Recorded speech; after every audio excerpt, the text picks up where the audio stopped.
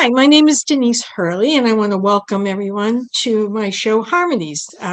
This is a show that I've been doing for quite some time to showcase musicians in our area, um, either nationally or regionally or whatever. And today, my guest is Houston Bernard.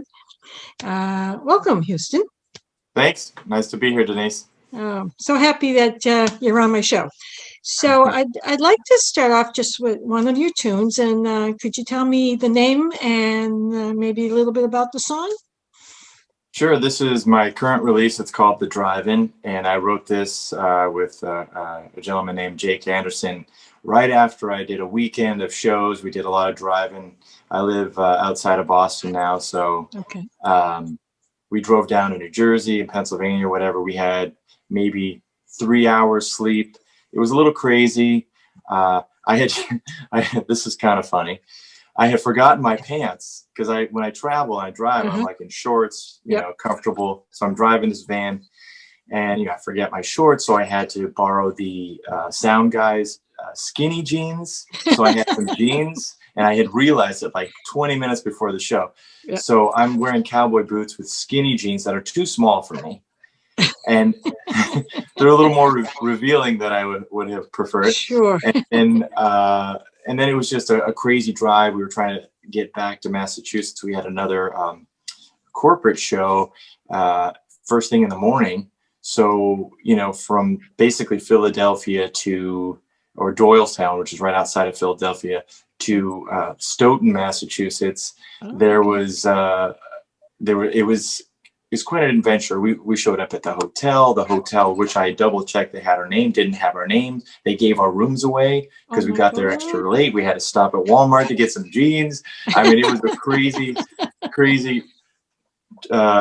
trip. But this song is not as crazy as that song. But the idea is that you're out there on the road and you're missing your loved ones. And anyway, it's called The Drive-In. Okay.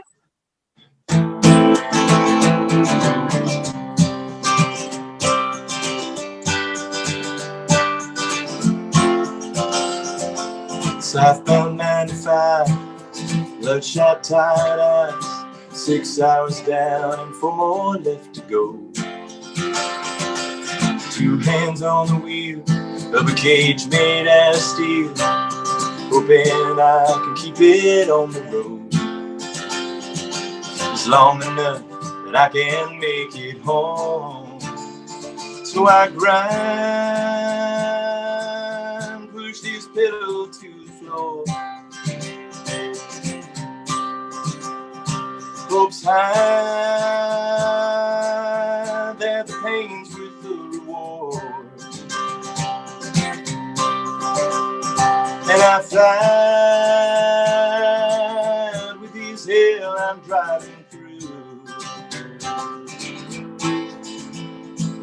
But I don't mind driving if driving's gonna lead me back to you.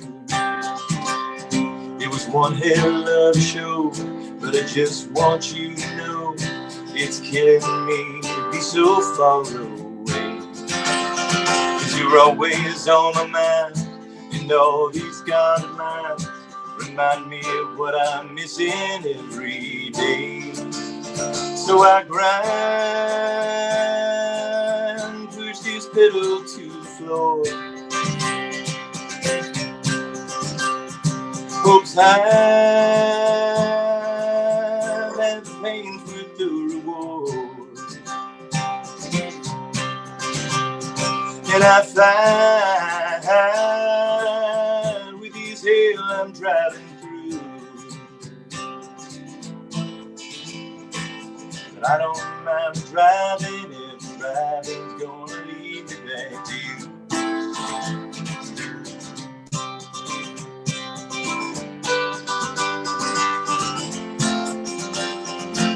30 minutes I'll be going way too fast. Not stop until I reach you, or I run out of gas. And I grind, push this pedal to the floor. hopes high that the pain's worth the reward. And I find with these hell I'm driving through, I don't mind driving if driving's gonna lead me back to you. I don't mind driving if driving's gonna lead me back to you. Nice. Thank you. Love it. It's a great song.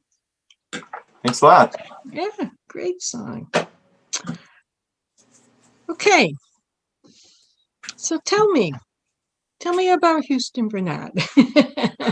Who are you? Gosh, you're opening a can of worms there. Let's see here. Well, I was born in Oklahoma. My dad was a musician, a touring musician with my uncle, and they backed up a lot of bands in Nashville, like Tanya Tucker, Dave Dudley, Wanda Jackson. Reba McEntire recorded one of my uncle's songs. Wow. But my dad was a broke musician, so he rejoined the Army, and we ended up in Alaska. So I lived there until I was about 13. Mm-hmm. And then my mom's originally from Massachusetts. That's how they met. He was touring. Okay. And then eventually they split up. We came back to Massachusetts and pretty much grew up around here. And I didn't play country music for a long time just because, you know, being a kid, the peer pressure of being in a city-ish city. Yep. You know, I liked Dwight Yoakam. I liked Willie Nelson. I liked a lot of outlaw stuff. But about 8 years ago, I decided that I want to try some country music. So I started an outlaw country band. And next thing you know, I'm writing and opening up for national acts. And my agent, I got an agent, and my agent was like, well, if you play more modern stuff, I can get you more shows. And I'm like, well, there's not a lot that I like at that time.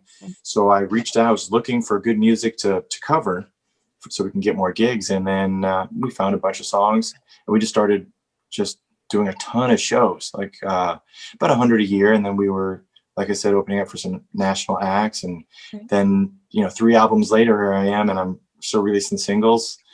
And I'm blessed to be playing music. We've got a decent fan base, which is very supportive. I love that.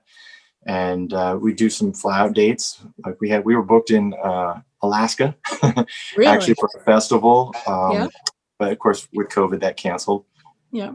We'll probably play it, hopefully, this coming year. We'll see.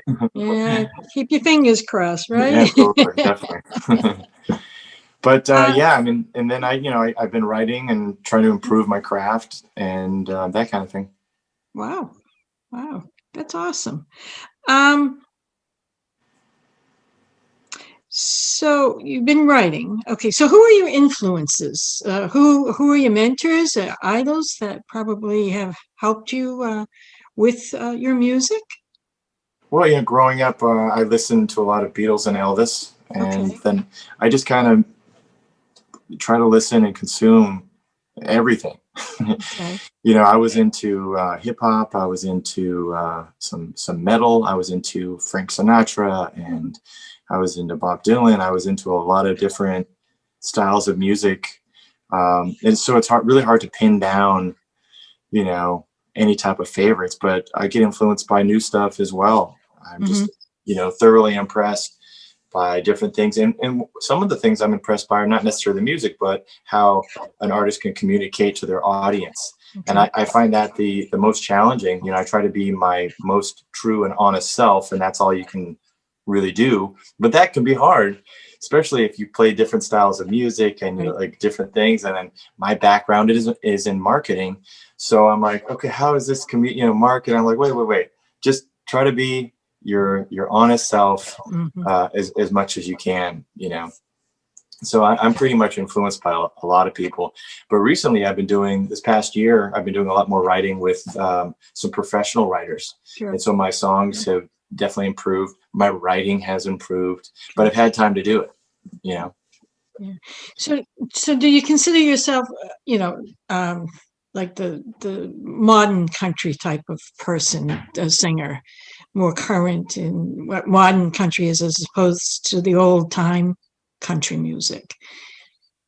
I suppose so. I mean, that really, I think everyone has their own opinion on that. Yeah. Okay. I'm not doing strictly traditional, but I'm not doing strictly modern with, synthesized beats and that same rhythm pattern that they're doing in modern music, or that clap sound that's on a lot of the pop country stuff.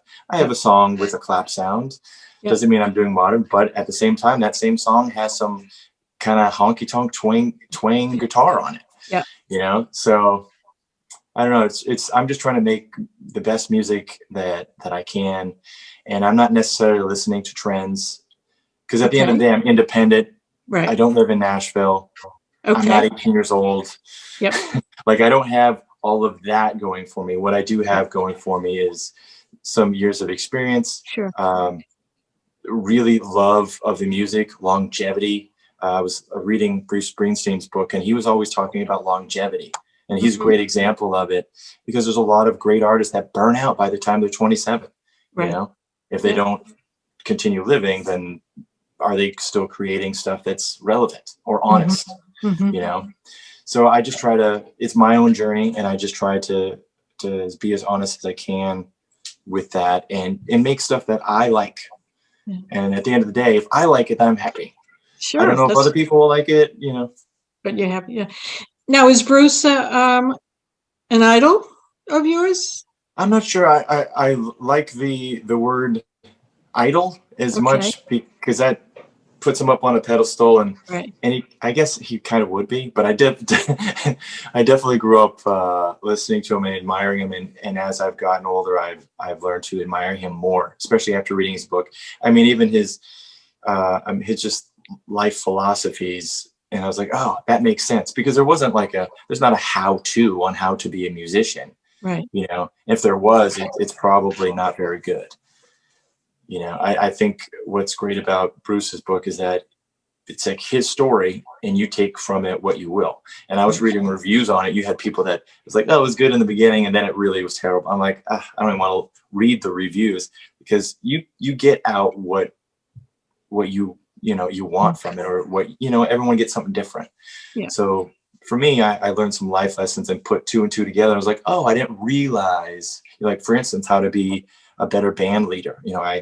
I manage musicians that are at the top of their game.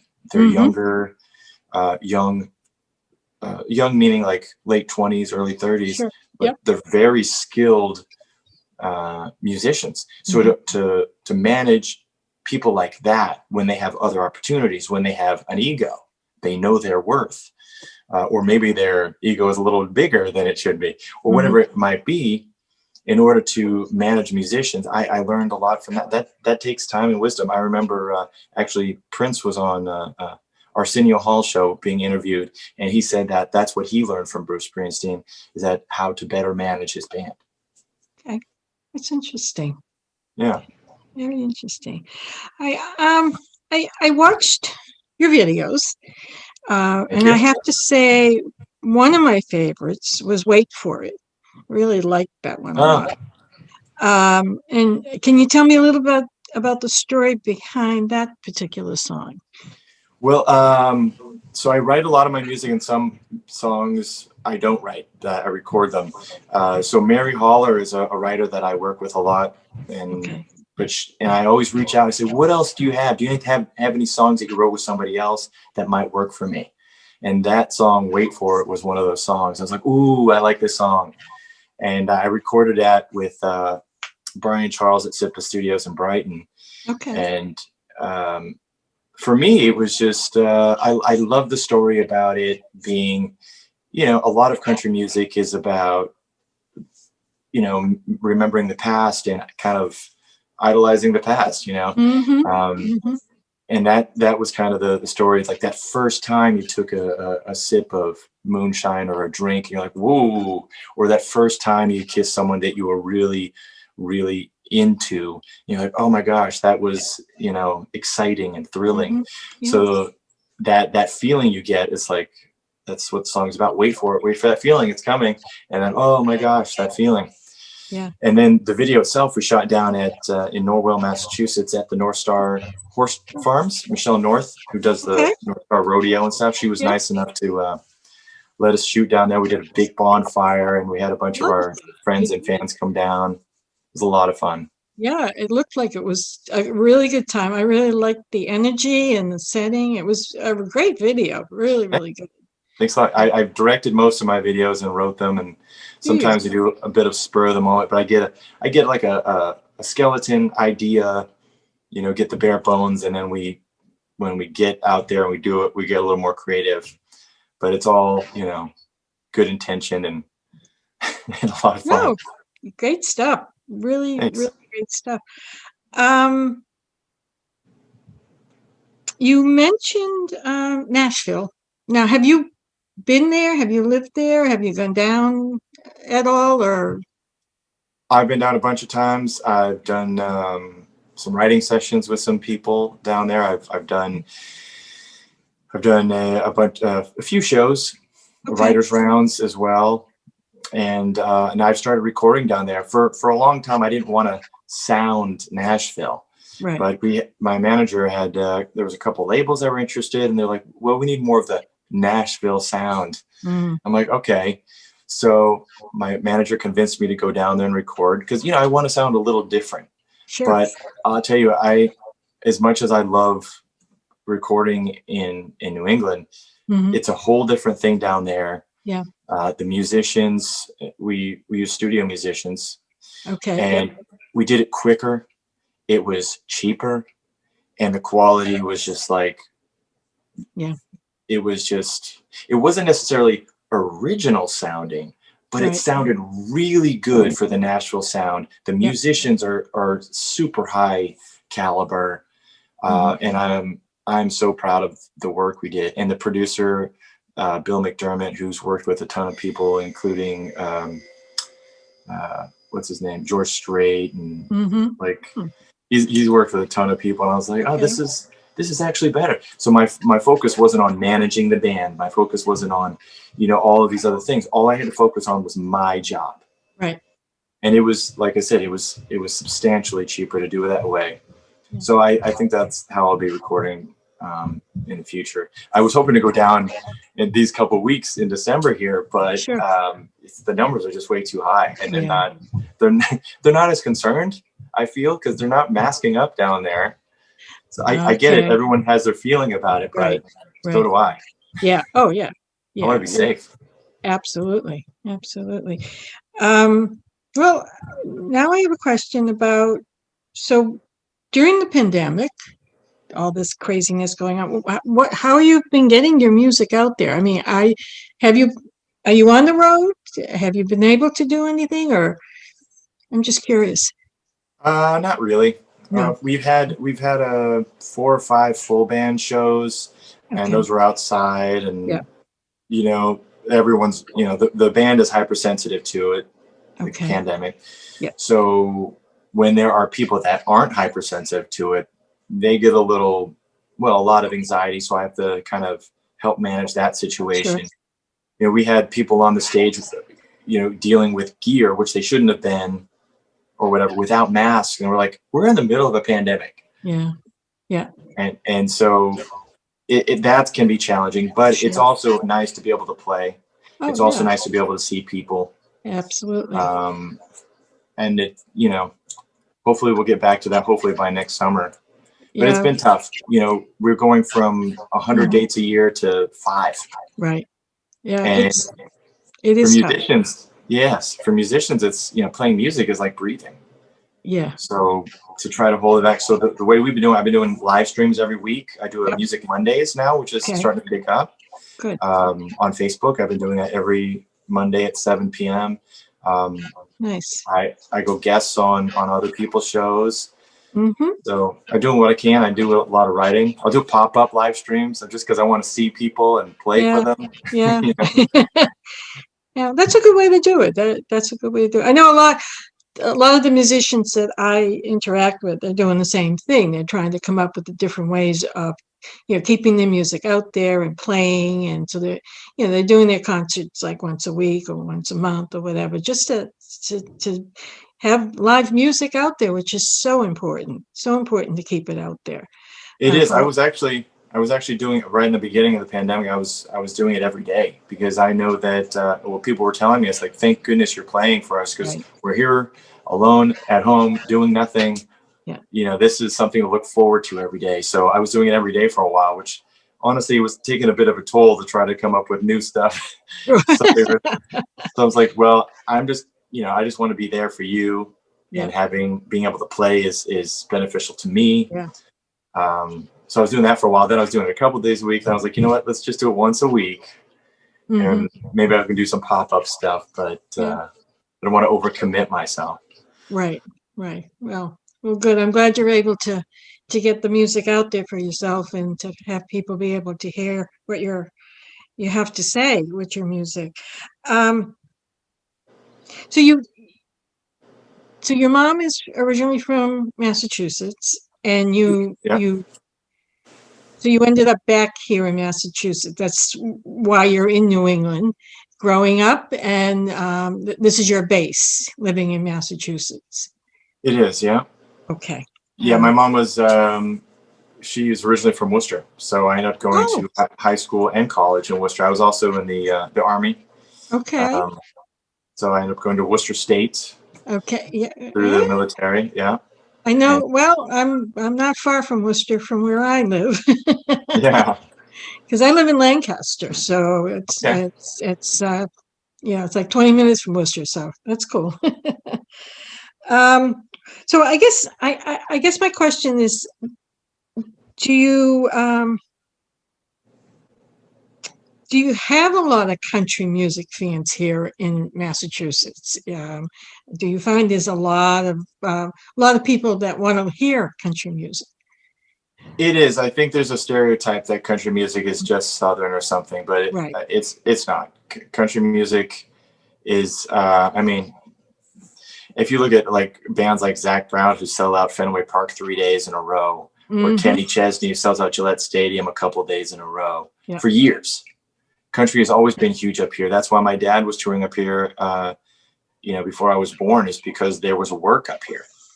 You know, there's a lot of places to play. And that most of New England is rural. You know, there's a lot, and then, you know, we play our regular, well, pre-COVID, we played twice a month at Loretta's Last Call on Lansdowne Street, right outside Fenway Park, for 8 years. Really? Okay. And that place is always packed with a line down the street. You know, like, we've been lucky enough to be, you know, to call that home as musicians, to have a space like that. And of course they're hurting right now, so we're doing whatever we can to try to help, but how much can we do? Yeah, well, yeah, but you're doing what you can. Okay. So we talked a little bit about what you've been doing with your live streams and your pop. Anything else going on other than that type of those type of projects? Do you have anything else happening? Yeah, I'm actually putting on my own show, which of course is challenging right now. December 13th, I've got use of American Legion, which I'm now a member of. Okay. In Burlington, Massachusetts, and we're doing it under restrictions, but we're doing live stream too. So even if nobody showed up, we've got live stream. And because I have a full band, I'm trying to make the show, you know, as entertaining as possible. Nice. So people will come to it, and I can pay these musicians this is what they do for a living, you know? Right. So, and we're doing 2 shows on Sunday, December 13th. We're doing a 4:30. It's a 60-minute show, and then a 7 p.m. And it's all different music. So if people really liked the first show, they can see the second show. But we have limited tickets in person. Yeah. I think there's a few left, and we're doing it completely safe, under guidelines. Yeah. As safe as possible, under guidelines, masked, all that. And then most people will probably live stream, which would be awesome. I'd love for people to show up for that. Sure. Oh, that sounds great. And the tickets really right on the website. Okay, on your website? Yeah, HoustonBernard.com/tickets. Okay. Yeah, I wanted to ask you how people can reach you and get a hold of you, and you know, So you have a website and a Facebook page and Oh yeah. Okay. Yeah, we're on all the socials. You can just look under Houston Bernard. Houston like the Okay. city, Bernard like the saint. And you can find us, but the website's probably the best because it links to everything. Sure. Okay. Okay. All right. Well, I do want to thank you for coming on my show. This was delightful. Thanks, Denise.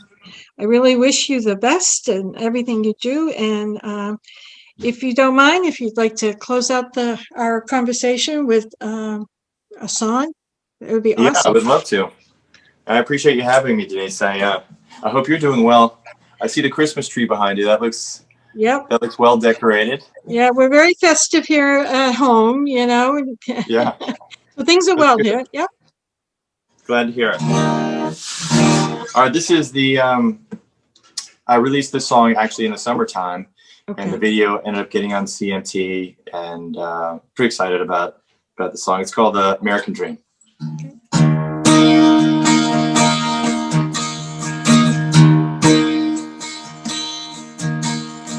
Johnny was born in the heartland, raised in a little farmhouse.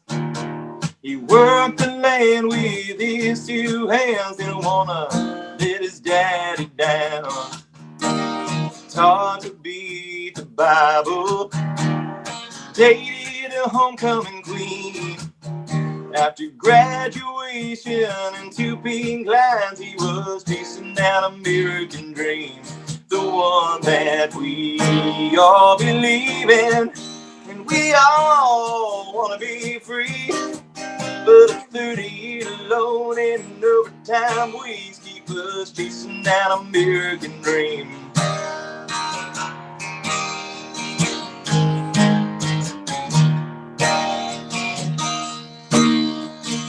Annie is a real good mother, stays at home with the kids.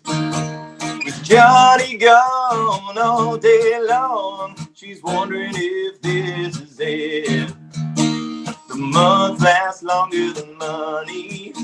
Johnny's coming apart at the seams. By the looks of it all, it's funny, and we call this the American dream. It's the one that we all believe in, and we all want to be free. But a 30-year alone in overtime weeks keep us chasing that American dream.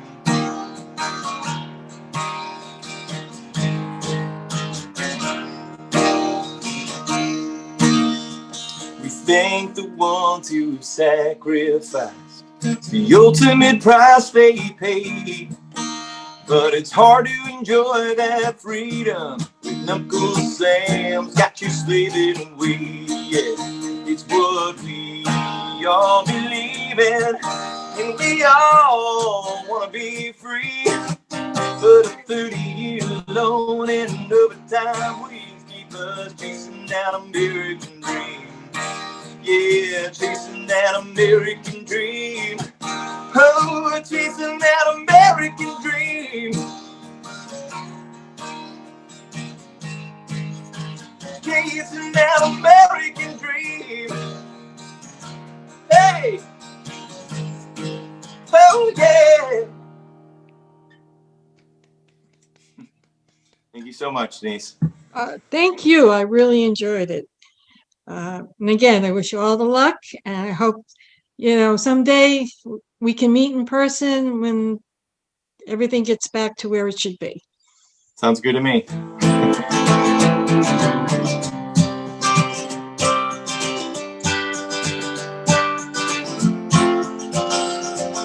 Southbound 95, bloodshot tired eyes, 6 hours down and 4 more left to go. 2 hands on the wheel of a cage.